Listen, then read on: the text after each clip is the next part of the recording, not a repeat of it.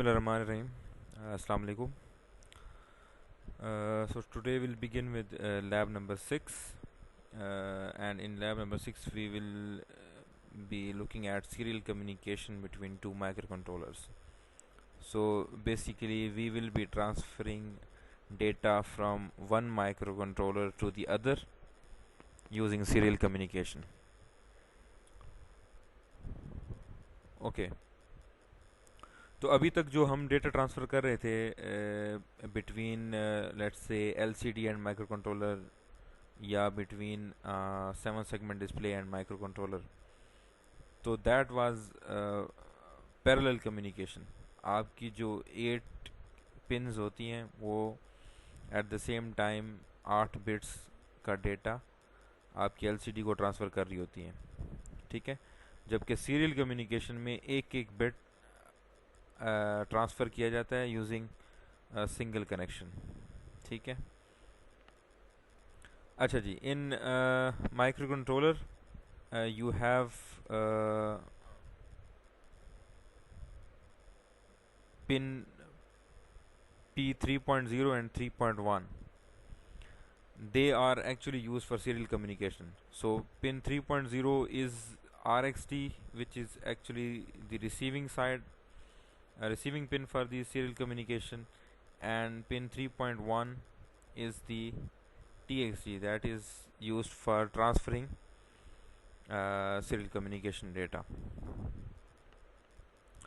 Okay, so this is a quick comparison between serial communication and parallel communication. So as you can see, in parallel transfer you are transferring the whole word.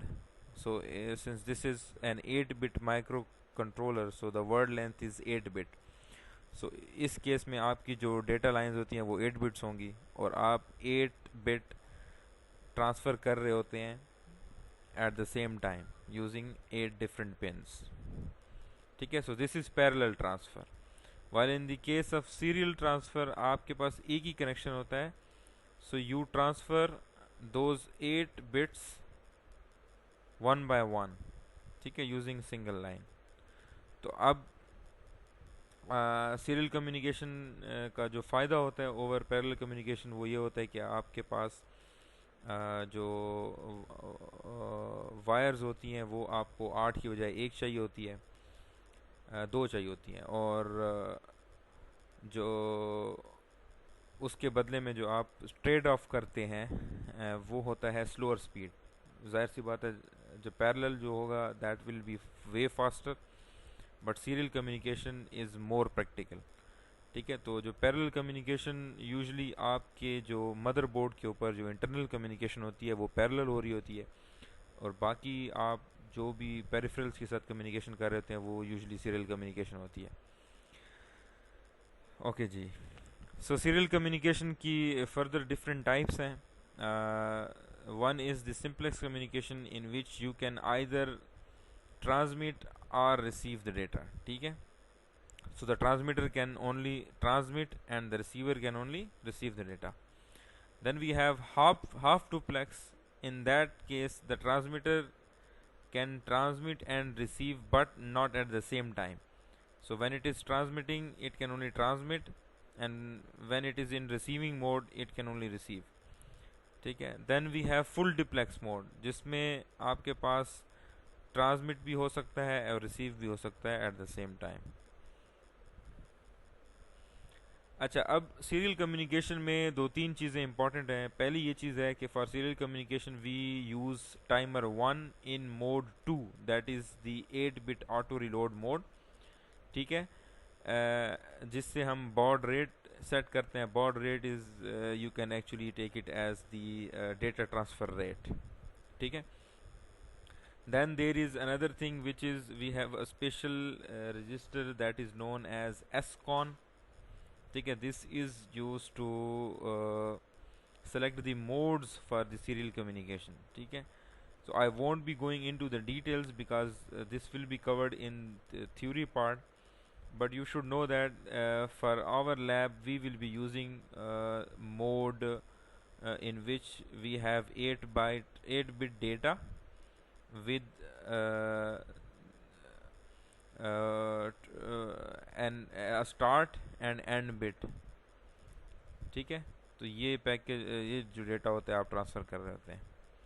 और इस mode को activate करने के लिए you need to put 50H into the SCON register. अच्छा, then there is you have flags, you have receive interrupt and transfer interrupt, ठीक है। तो जब आप ट्रांसफ़र कर रहे होते हो तो this flag is set to let you know that the whole byte is transferred, and similarly when you are receiving, a receive interrupt is set to let you know that a whole byte has been received. Then there is the SBUF register, ठीक है। तो जो भी serial data आप transfer करेंगे that needs to be copied to the SBUF register. So जो भी data SBUF register में आएगा and you have set your microcontroller in either transfer mode और रिसीव मोड, तो जैसे ही SBUF में आप डेटा डालेंगे तो वो ऑटोमेटिकली ट्रांसफ़र होना शुरू हो जाएगा। While in case of receiving, जैसे ही डेटा SBUF में आएगा, आप जब रिसीव कर रहे होंगे वो डेटा SBUF में आएगा, you will get a receive interrupt and you will know that there is 1 byte of data that is present in SBUF, जिसको आपने कॉपी करके जहाँ पे सेव करना है फिर आप सेव कर सकते हैं। अच्छा, तो ये तो मैंने वैसे ही ब्रीफ आपको ओवरव्यू दे दिया जी। तो अब यहाँ पे देख लेते हैं कि फॉर सेंडिंग डेटा या transferring some data serially you need to follow the following steps. The first step will be you'll have to load 20H in Tmod, which will actually set your timer 1 in mode 2, ठीक है। In the second step you will have to add a certain value in TH1 to set the baud rate, ठीक है। वो कौन सी values हैं, किस value से क्या बॉड रेट आता है, वो अगली स्लाइड में आ रहा है। Then the third step is you need to load 50H into the SCON register to set the mode of serial communication. So we are actually using serial mode 1 in which we have 8 bit of data that is framed with a start and stop bit, ठीक है। अच्छा जी, जो fourth step इस उसमें आपने क्या करना है कि आपने टाइमर 1 को सेट कर देना है। टाइमर 1 आप जैसे सेट कर देंगे तो जो अगर आपने ट्रांसफ़र पे लगाया हुआ है आईसी को मोड में, ट्रांसफ़र मोड में लगाया हुआ है, तो वो ट्रांसफ़र करना शुरू कर देगा और सेट हो जाएगा। और जो रिसीविंग आईसी होगी वो अगर आपने रिसीविंग मोड में लगाया हुआ है तो टाइमर 1 स्टार्ट करने से वो रिसीव करना शुरू कर देगी। अच्छा, फिर जैसा मैंने पहले जिक्र किया, there is a TI flag which is, आपने उसको पहले क्लियर करना होता है बिकॉज ये सेट होता है। जब ये सेट होता है तो इट इज़ एन इंडिकेशन कि यू हैव ट्रांसफर्ड 1 बाइट, ठीक है। अब आपके पास आपने अगर लेट्स से कि 1 बाइट ट्रांसफ़र कर दी तो this TI will be set, ठीक है। Now in order to send another byte आपने इसको क्लियर करना होगा, ठीक है। फिर एक नेक्स्ट बाइट भेजेंगे, TI फ्लैग सेट होगा which will be an indication that the whole byte has been transferred. Then in order to transfer the next byte you will have to clear TI flag. तो ये process आपने करना है। अच्छा, next thing is कि जो character आपने transfer करना है तो आपने उसको SBUF में कॉपी कर देना है और कुछ भी नहीं करना, क्योंकि यू हैव ऑलरेडी आपने जो है इसको इनिशियलाइज़ किया हुआ है इन द सीरियल मोड। तो जैसे ही डेटा SBUF में आप डाल देंगे तो इससे होगा ये कि वो फ़ौरन ट्रांसफ़र होना शुरू हो जाएगा।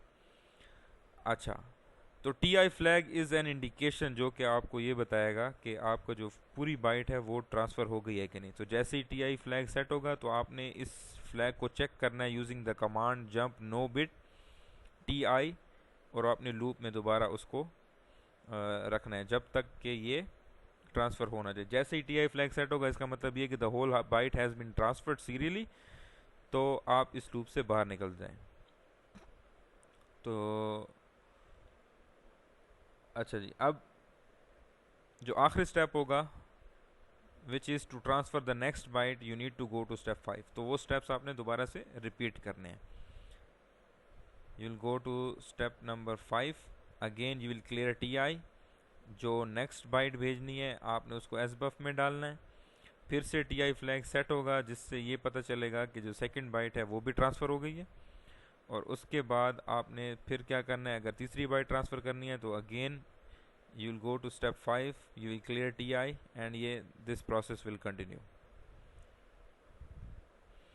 अच्छा, ये डिफरेंट वैल्यूज़ हैं to set different baud rate, ठीक है। ये उनकी हेक्स वैल्यूज़ हैं, these are the decimal values. तो for example if you want to transfer data and you want it to transfer at the rate 9600, ठीक है, ये 9600 बॉड रेट है बिट्स पर सेकेंड। अच्छा, इसमें एक चीज़ का ख्याल करना है, आपने जो बॉड रेट ट्रांसफ़र आईसी के लिए रखा हुआ है वही रिसीव के लिए रखना है। अगर ये डेटा मिसमैच होगा तो आपकी जो सीरियल कम्युनिकेशन होगी वो प्रॉपरली नहीं होगी, यू विल लूज़ डेटा। तो अगर आपने ट्रांसफ़र जो आईसी ट्रांसफ़र कर रही है उसका बॉड रेट 9600 रखा है तो जो रिसीविंग आईसी है उसका भी सेम बॉड रेट होना चाहिए। अच्छा, this is the circuit diagram जो इस लैब में हम यूज़ करेंगे। तो इसमें आप देख रहे हैं कि दो माइक्रो कंट्रोलर हैं, एक को हमने ट्रांसफ़र मोड में लगाया हुआ है और एक को रिसीविंग मोड में लगाया हुआ है। तो इन दोनों के दरमियान यहाँ पे ये RxD और TxD का कनेक्शन है। इस आईसी के RxD को हमने इस आईसी के TxD के साथ कनेक्ट किया है और इसके TxD को इस आईसी के RxD से कनेक्ट किया है। और फिर जो सेकेंडरी आईसी है जो कि आपकी रिसीविंग आईसी है उसके साथ हमने एक LCD कनेक्ट की हुई है जो जो डेटा वो रिसीव करेगा उसको LCD पे शो करेंगे, ठीक है। This is this circuit diagram. अच्छा, ये सेंडर आईडी का आईसी का कोड है। तो आपने दो अलग हेक्स फाइल्स बनानी है, one for the sending IC and another for the receiving IC. तो इसमें अगेन यहाँ पे आप देख सकते हैं कि आपने पहले मोड सेट किया है, यहाँ पे TH1 में -3 डालने से आपने बॉड रेट सेट कर दिया 9600। देन आपने SCON में 50H डाल दिया जिससे you have initialized your microcontroller in serial communication mode और आपने टाइमर 1 स्टार्ट कर दिया। जैसे ही आपने टाइमर 1 स्टार्ट कर दिया तो now this is in serial mode. अब in order to transfer the data you just need to copy that character into the SBUF, ठीक है। तो हमने उसके लिए उसमें एक सब रूटीन बना दिया ट्रांसफ़र के नाम से, ट्रांस के नाम से, TRANS। तो if you want for example अब इस केस में हम ट्रांसफ़र कर रहे हैं इस कोड में यस। तो पहला कैरेक्टर Y हो गया, तो आपने Y को A में डाला, मूव किया, A कॉल ट्रांस। तो ट्रांस में आप क्या कर रहे हैं, जो A का डेटा है you are transferring it to SBUF और उसके बाद you keep on checking the transfer interrupt. तो जब तक वो सेट नहीं होता यू कीप ऑन चेकिंग। जैसे ही ट्रांसफ़र इंटरप्ट सेट हो जाएगा you will get out of this loop which will be an indication के जो आपका Y था that has been completely transferred. You will then clear the transfer interrupt to set your microcontroller so that it can now send the second character। तो अब इस case में this is the E। जब आप E को transfer करेंगे तो E को A में डालेंगे, कॉपी करेंगे और उसके बाद you will call the subroutine trans और again this process will continue. Okay जी, अब आ जाते हैं रिसीविंग साइड पे कि अब अगर आप अपने माइक्रो कंट्रोलर को कोड कर रहे हैं टू रिसीव कैरेक्टर्स या बाइट्स सीरियली, तो अगेन आपने टी मोड में 20H डालना है जिससे ये होगा क्या कि you are using timer 1 in mode 2। TH1 में आपने बॉड रेट सेट करना है, SCON में 50H डाल के आपने इसको सीरियल मोड में डाल देना है। उसके बाद आपने TR1 को स्टार्ट कर देना है, सेट करने से स्टार्ट हो जाएगा टाइमर जिससे ये सीरियल मोड में स्टार्ट हो जाएगा। अब इस केस में रिसीविंग साइड पे you need to keep on checking the receive interrupt. तो रिसीव इंटरप्ट जैसे ही सेट होगा, which will be a clear indication के you have received a byte of data that is present in the S buf. ठीक है, अब आपने क्या जैसे ही आ रही आपके पास रिसीव हो जाएगा, सेट हो जाएगा, इसका ये मतलब होगा कि आपके पास पहली बाइट रिसीव हो गई है। तो अब पहली बाइट रिसीव करने से पहले आपने क्या करना होगा, आर आई को क्लियर करना होगा। इन केस हमें नहीं पता कि वो सेट है या नहीं, तो हमने इनिशियली उसको खुद ही क्लियर करना है। ठीक है, मे बी के वो पहले किसी बाइट में यूज़ हुआ था and we did not clear it. ठीक है, तो उस वजह से you will clear it first. अच्छा, then R I flag bit is monitored, जैसे मैंने अभी बताया आपको। तो वो मॉनिटर करेंगे हम वही jump no bit R I to x x command से। जैसे ही आर आई सेट होगा, you will get out of this loop and which will be an indication कि आर आई सेट हो गया। इसका मतलब है कि you have received a byte in serially which will be present in the S buf register. तो again क्या होगा, when R I is raised S buff has the byte, जैसे मैंने अभी आपको बताया, and its contents are move to a safe place. तो जैसे ही एस बफ में डेटा आया, आपने फ़ौरन उसको कॉपी करना है अपनी किसी मेमोरी लोकेशन में, otherwise it will be replaced by the second bite.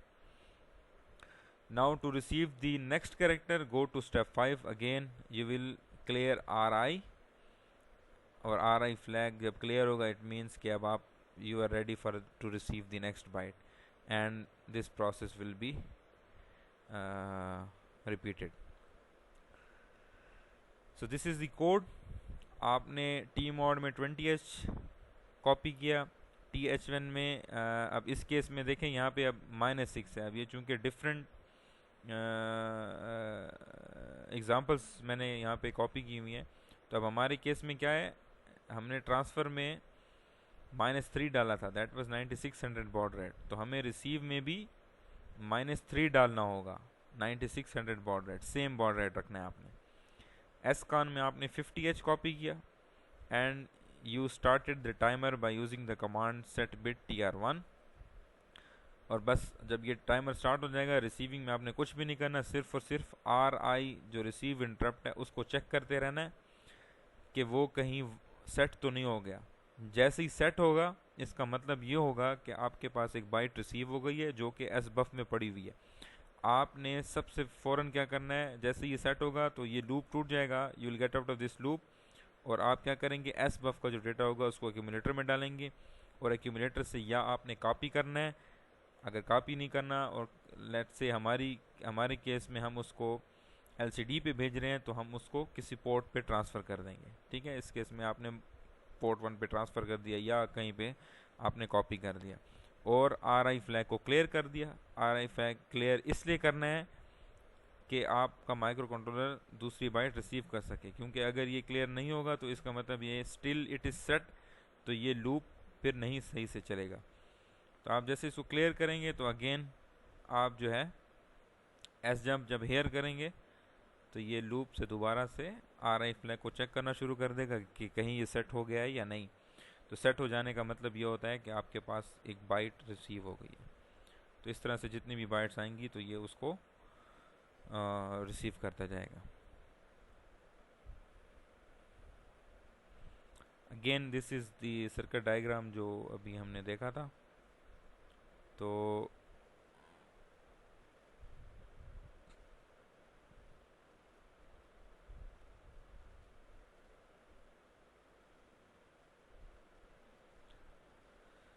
जी, ये प्रोटियस सिमुलेशन है। तो यहाँ पे आप देख सकते हैं कि ये बल्कि प्रोटियस सिमुलेशन से पहले मैं आपको ये एक चीज़ बता दूं कि आपने क्या करना है, सेंड और रिसीव आईसी का अलग अलग कोड बनाना है। ये सेंड आईसी के लिए अलग से हेक्स फाइल जनरेट किया, जिसमें आपने आईसी को ट्रांसफ़र मोड में लगाना है, सेट करना है, इनिशियलाइज़ करना है, और रिसीव में आपने दूसरी जो सेकंड आईसी है उसको receiving as a receiver IC आपने उसको इनिशियलाइज़ करना है। ठीक है, तो 2 हेक्स फाइल होंगी इस केस में आपके पास। तो एक जो होगी वो ट्रांसफ़र वाली, लेट से हमने इसमें अपलोड करनी है, और दूसरी वाली इसमें। ठीक है, अब दोनों का कनेक्शन आप देख सकते हैं। इन दोनों का आईसीस के दरमियान जो कनेक्शन है ये इन दो वायर्स के थ्रू है। ये इस आईसी का जो TXD है वो हमने इसकी RXD से कनेक्ट किया हुआ है, और इसका जो RXD है वो हमने इस आईसी के TXD से कनेक्ट किया हुआ है। ठीक है, जो ये ट्रांसफ़र करेगा वो रिसीव करेगा, जो ये रिसीव करेगा वो ये वाली आईसी ट्रांसफ़र करेगी। एंड अगेन इस आईसी के साथ हमने LCD को इंटरफेस किया हुआ है। तो सिमुलेशन को स्टार्ट करके देख लेते हैं। ये मैंने कोड में अपना नाम ट्रांसफ़र किया है with some delay, so that you can actually see each byte, each particular character separately. ठीक है, तो इस तरह से आपने जिस तरह लास्ट लैब में LCD पे अपना नाम शो किया था, अब इस लैब में आपने क्या करना है कि पहली आईसी से अपना नाम ट्रांसफ़र करना है दूसरी आईसी को सीरियली, और दूसरी IC after receiving your name from the first IC it will show it to the displayed using the LCD. So this is lab number 6.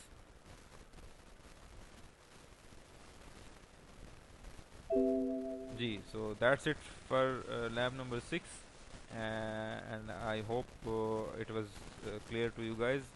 If you still have any questions, so we'll have this session, class session, as per the timetable in the coming week.